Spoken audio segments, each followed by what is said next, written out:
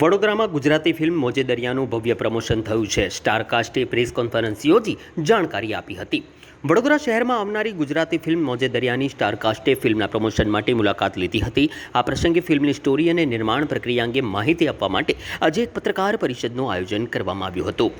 Film મોજે દરિયાના લેખક, અભિનેતા તથા નિર્માતા તરીકે તક્ષા જોડાયેલા છે, જ્યારે ફિલ્મમાં મુખ્ય ભૂમિકાઓમાં સિદ્ધાર્થ ડોલી, પ્રફુલ પંડિત, હેતુલ પુજારા નજરે પડશે. ઉલ્લેખનીય છે કે અભિનેતા હેતુલ પુજારાએ અગાઉ હિન્દી ફિલ્મ ધુરંધરમાં સુપરસ્ટાર અક્ષય કુમારના પુત્રની ભૂમિકા ભજવી છે.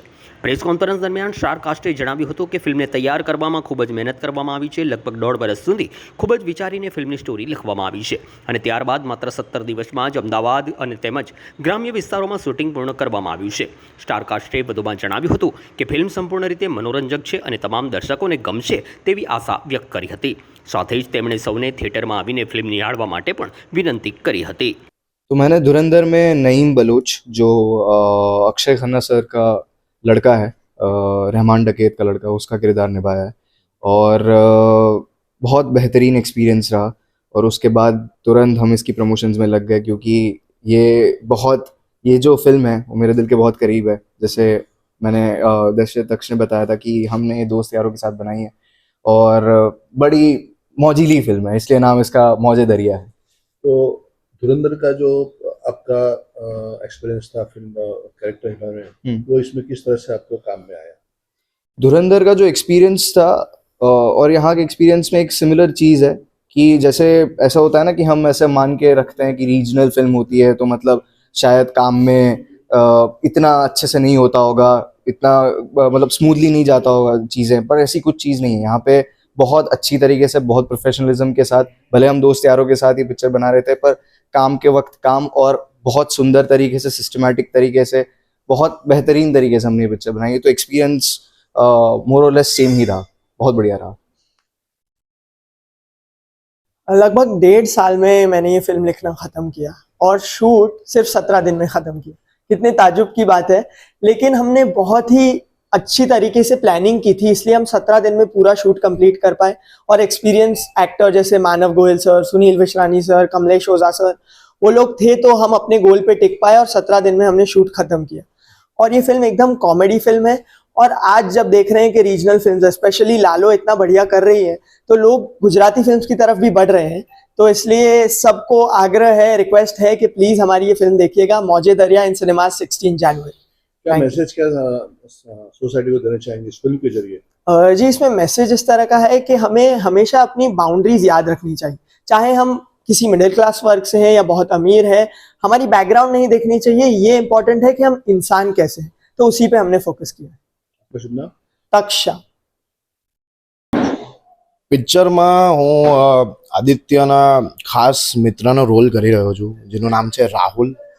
અને પિક્ચરમાં હું એ બતાવવા માંગુ છું કે હું કઈ રીતે મારો જે ખાસ મિત્ર છે એના કઠિન સમયમાં હું એની સાથે જોડાઈને રહું છું અને એની મદદ કરું છું અને એને બધી મુસીબતમાંથી નીકળવાનો પ્રયાસ અમે સાથે મળીને કરીએ છીએ. જે કેરેક્ટર એ કરવામાં તમને કેટલી તૈયારી કરવાની થઈ?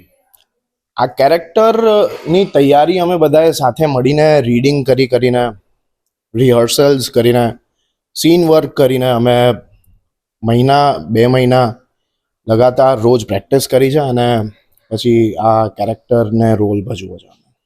કેટલી મજા આવી આ રોલ કરવામાં? બહુ મજા આવી. આ કેરેક્ટર જે હિસાબે લખાયો છે, તક્ષ શાહે જે હિસાબે આ કેરેક્ટરને લખ્યો છે, એમાં એટલા બધા ફ્લેવર્સ છે આ કેરેક્ટરમાં કે ઓડિયન્સને ડેફિનેટલી થિયેટરમાં જોવાની મજા પડી જશે. Thank you. तो आ फिल्म में अराउंड 1.5 વર્ષ લખી છે. ફૂલ ટાઈમ નહીં, પણ એવરી ડે હું આના પર વિચારતો હતો. અને કારણ કે મારી ફર્સ્ટ સ્ક્રિપ્ટ છે તો એવરી ડે રિવિઝન્સ થતા હતા. જેટલા લોકોને સંભળાવતો હતો, મારા ટીચર્સ, મારા સર્સ, જે એક્સપિરિયન્સ લોકો છે, બધા એમનું ફીડબેક આપતા હતા. કઈ રીતે એને ઇન્કોર્પોરેટ કરવું, કઈ રીતે એને બેટર બનાવવું, કઈ રીતે અમુક સારા પાઠ હોય તો પણ કાપવા સ્ક્રિપ્ટની ભલામણ માટે. એ બહુ જ ઇમ્પોર્ટન્ટ હતું અને સ્ક્રિપ્ટને જ સૌથી વધારે મહત્વ આપવાની કોશિશ કરી છે. એમાં જે કેરેક્ટરાઇઝેશન છે એનું નિરૂપણ કરતી વખતે કયા વિચાર આવ્યા હતા? મેં જાતે રોલ પણ કર્યો છે, તો કઈ રીતે તૈયારી કરી છે? તો સૌથી પહેલાં તો જ્યારે હું આ રોલ લખતો હતો, મારા મગજમાં અમુક કેરેક્ટર્સ માટે ફિક્સ્ડ જ હતા કેમ કે અમે લોકો સાથે કોલેજમાં હતા, સાથે ભણ્યું છે, એક્ટિંગ જ ભણી છે અમે 3 વર્ષ સુભાષ ઘઈના ઇન્સ્ટિટ્યૂટથી. એટલે અમને એકબીજાની વીકનેસ ને એકબીજાની સ્ટ્રોંગ પોઈન્ટ્સ ખબર હતી. મને ખબર છે કે આ એક્ટર છે તો એનું શું સ્ટ્રોંગ પોઈન્ટ છે અને કઈ રીતનો કેરેક્ટર આપવો જોઈએ. એટલે કાસ્ટિંગ મારા મગજમાં લખતા વખતે જ ફિક્સ હતી, એટલે બહુ જ કારગર સાબિત થયું છે. બધાને સાથે મળીને કરવામાં કેટલી મજા આવી ને સંદેશો શું છે સમાજમાં? બહુ જ આનંદ થયો, બહુ જ આનંદ થયો. એવું હતું કે બધા મિત્રો મળીને એક ફિલ્મ બનાવી રહ્યા છે અને જે કહે છે ને કે પ્રોસેસમાં વધારે મજા આવી અને રિઝલ્ટ તો આવશે સરસ જ્યારે પ્રોસેસ સારો છે.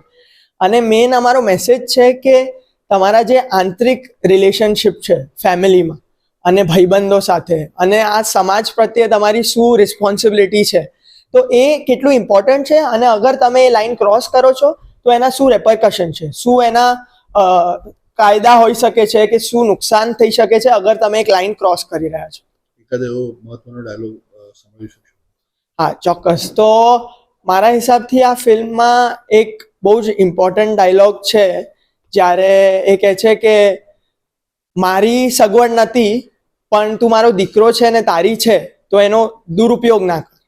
આ બહુ જ ઇમ્પોર્ટન્ટ લાઈન છે કે અમુક લોકો હોય છે જે બહુ મહેનત કરીને આગળ આવે છે પણ જે સંસ્કાર હોવા જોઈએ એ બધાને મૂળ સંસ્કાર એક જેવા જ હોવા જોઈએ અને સારા હોવા જોઈએ. આપનું નામ? તક્ષ તક્ષ શાહ.